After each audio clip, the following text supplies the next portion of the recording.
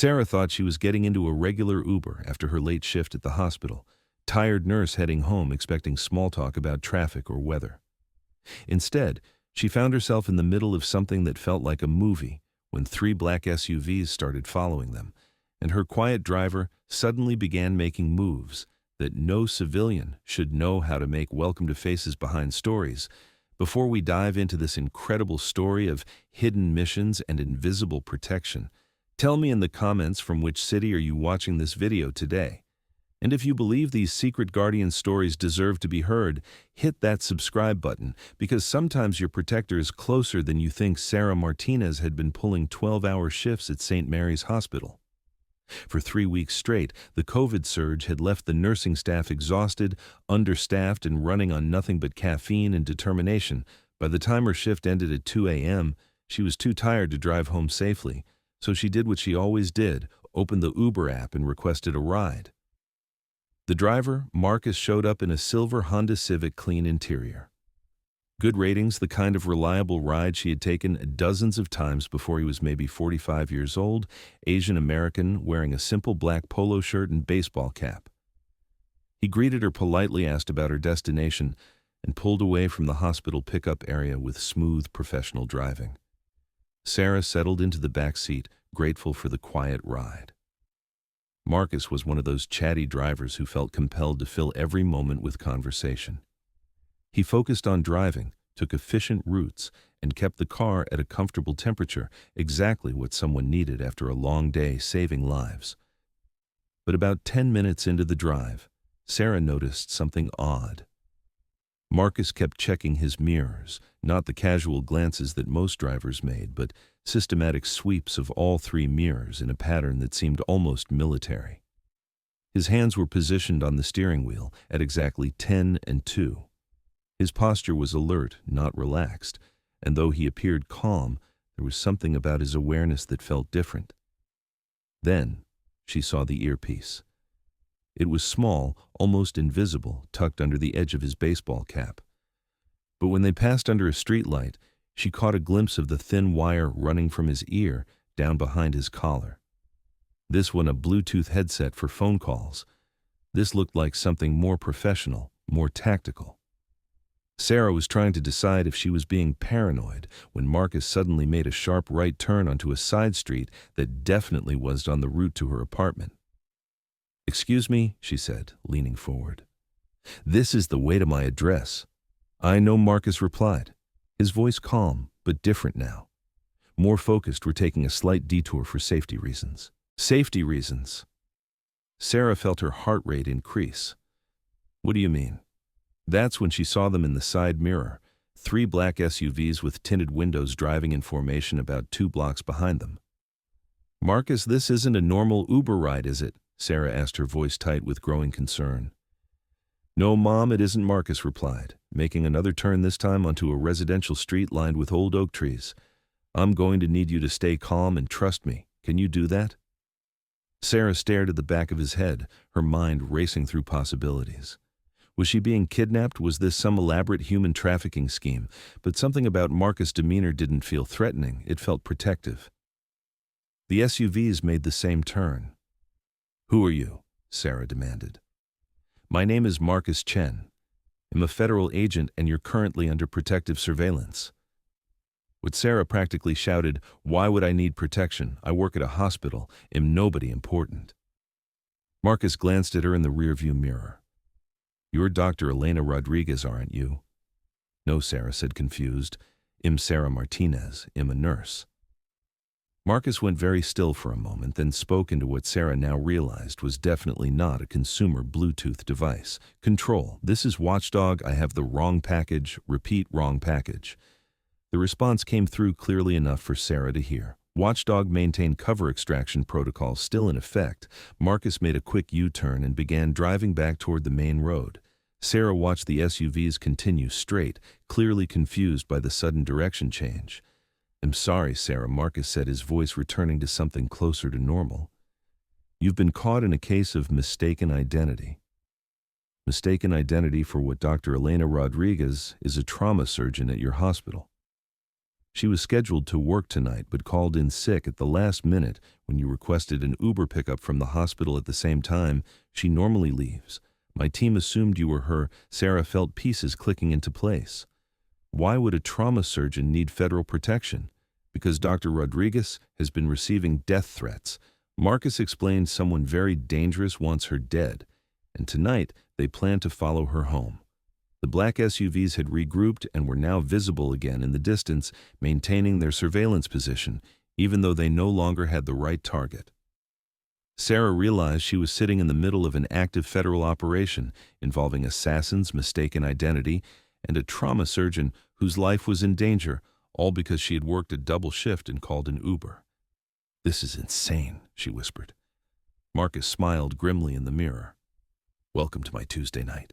As Marcus navigated through side streets clearly following some predetermined escape route, Sarah found herself studying the man who had just revealed himself to be a federal agent. He moved with precision that was definitely not typical Uber driver behavior. Every turn was calculated, every glance in the mirrors was purposeful. "How long have you been watching Dr. Rodriguez?" Sarah asked. 3 weeks, Marcus replied. "Since the threats became credible, we have a team providing round-the-clock surveillance disguised as normal city services, delivery drivers, maintenance workers, ride-share operators. And tonight was supposed to be what tonight we had intelligence suggesting an assassination attempt during her commute home. The plan was to intercept any threats while maintaining her normal routine. But I messed that up by calling in an Uber at the wrong time. Actually, Marcus said, you may have saved her life by forcing us to move earlier than planned." Through the back window, Sarah could see the SUVs had split up. 2 continued following them, while the third had turned back toward the hospital, probably realizing their mistake. "So what happens now?" Sarah asked. "Now I get you home safely and my team adjusts the operation." Marcus checked his mirrors again. "We've lost the element of surprise, but Dr. Rodriguez is secure at an undisclosed location, and the subjects following us are about to have a very bad night." Subjects, the people who want Dr. Rodriguez dead. They're professional, but they made one critical error tonight. What error? They assumed I was just an Uber driver. Sarah looked at Marcus with new eyes, taking in details she had missed before, the way he held himself, the alertness in his posture, the earpiece that was definitely government issue, the fact that he was driving evasive maneuvers that would make a stunt driver proud.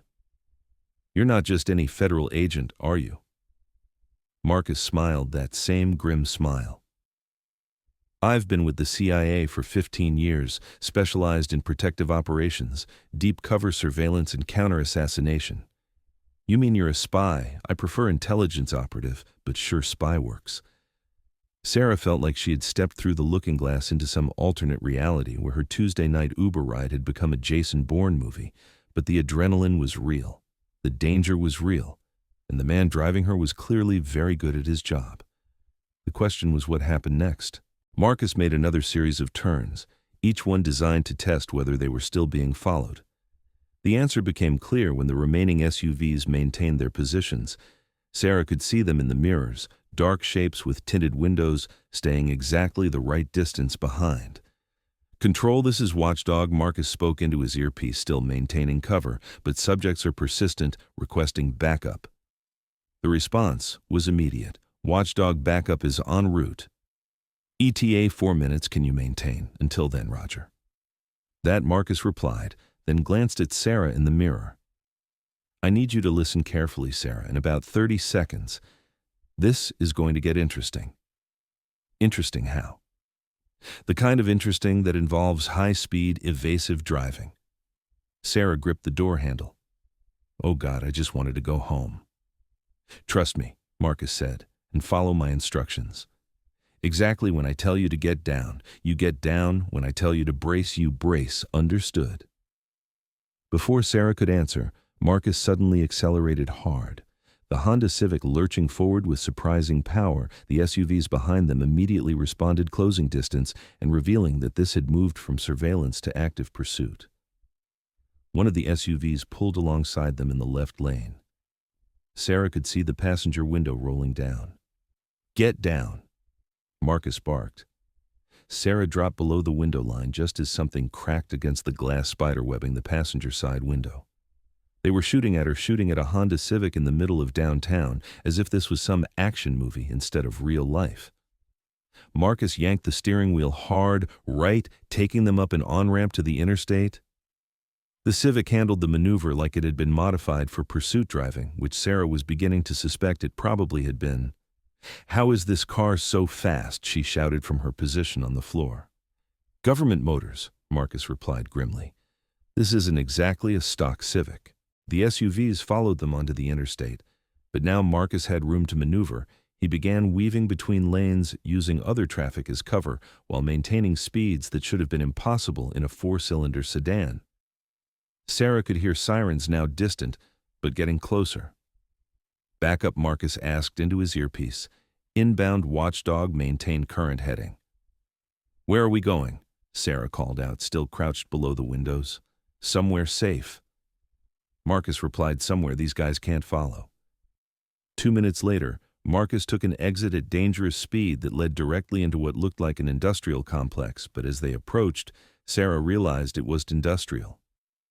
At all, the buildings looked normal from the outside, but the security was all wrong. Too many cameras, too many barriers, too many men in suits speaking into earpieces. "This is a government facility, isn't it?" Sarah asked as Marcus slowed to a more reasonable speed. "Something like that," Marcus said, driving toward a checkpoint where armed guards were already raising a barrier. The SUVs that had been chasing them stopped at the perimeter, clearly unwilling or unable to follow them onto federal property. The facility Marcus drove them into looked like a cross between a corporate campus and a military base, modern buildings surrounded by serious security. Sarah could see other agents moving with purpose between buildings, some in suits, others in tactical gear, all of them carrying the same alert awareness that Marcus displayed. Marcus parked in what appeared to be a visitor area and turned to face Sarah directly for the first time since the chase began. "Sarah," he said, his voice gentle but serious, "you have officially witnessed a classified federal operation. What does that mean for me? It means we need to have a conversation about what you've seen and what happens next." "Am I in trouble?" Sarah asked, suddenly worried that being in the wrong place at the wrong time might have legal consequences. "No, you're not in trouble, but you are now part of this operation, whether we planned it or not." A woman in a dark suit approached the car and tapped on Marcus' window. He rolled it down, and she leaned in to speak quietly. "Dr. Rodriguez is secure. She reported the subjects have been detained and the threat has been neutralized." "All of them?" Marcus asked. "All of them confirmed," the woman replied, then looked at Sarah. "You're Sarah Martinez?" "Yes, Mom. Agent Patricia Hayes." She introduced herself, extending her hand through the window. "I'm sorry you've been caught up in this." Sarah shook her hand. "Still trying to process everything as Dr. Rodriguez." "Okay, she's fine," Agent Hayes replied. "Thanks in part to your inadvertent assistance. How did I help? Your presence forced us to accelerate our timeline and move our assets earlier than planned, which allowed us to intercept the threat before it reached Dr. Rodriguez. So the people who were chasing us, professional assassins hired by someone who had a problem with Dr. Rodriguez's work." Agent Hayes explained she had been treating victims of a human trafficking ring, and her testimony was going to put some very dangerous people in prison. They were going to kill her to stop her from testifying. That was the plan, Agent Hayes confirmed.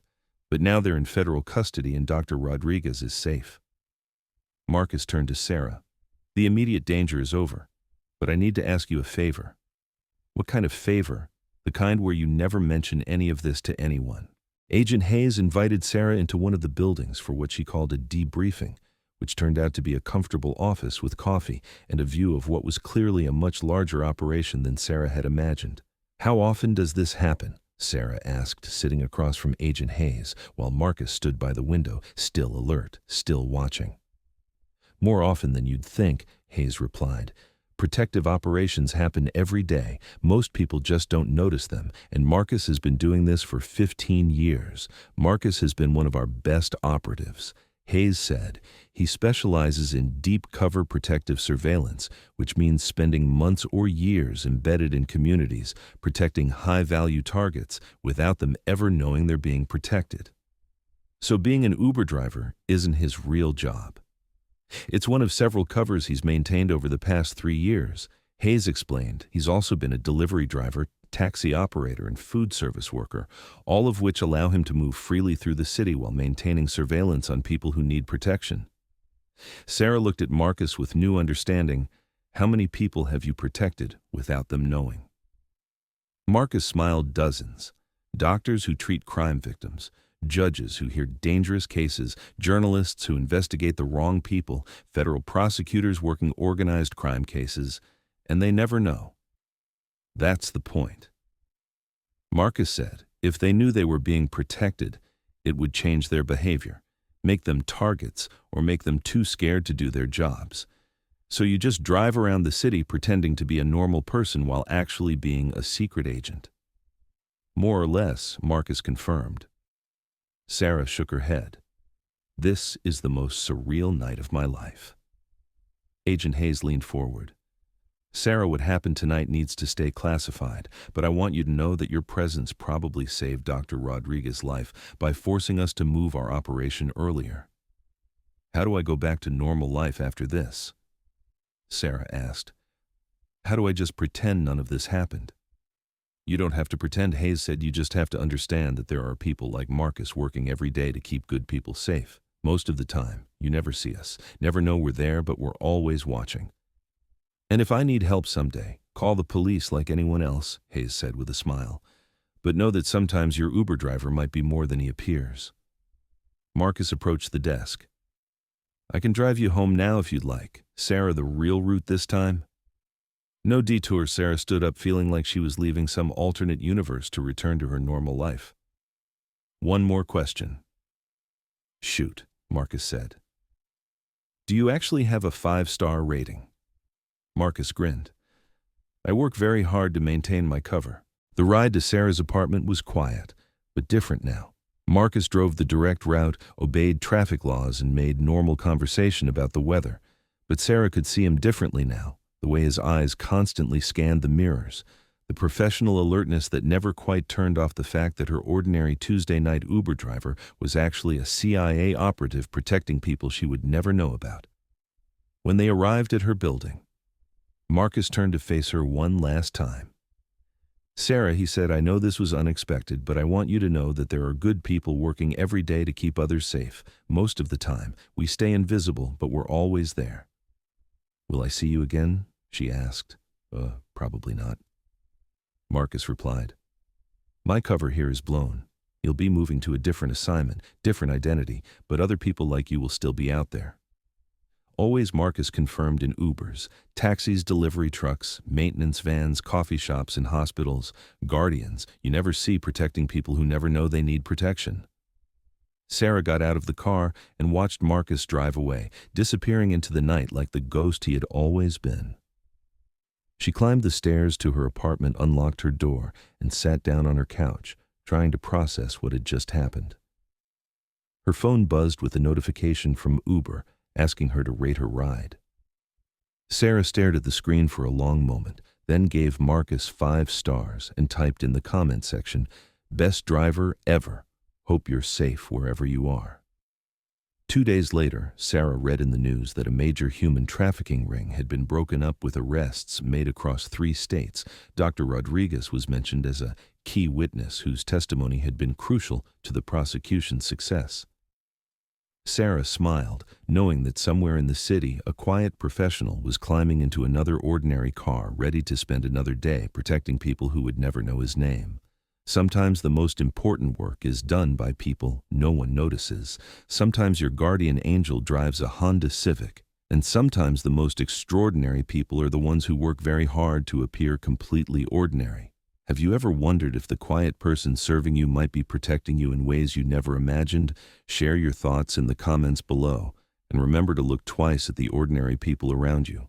They might be more extraordinary than you think. Subscribe to Faces Behind Stories for more tales of hidden heroes, visible guardians, and the quiet courage that protects us every single day. Because sometimes your protector is closer than you think.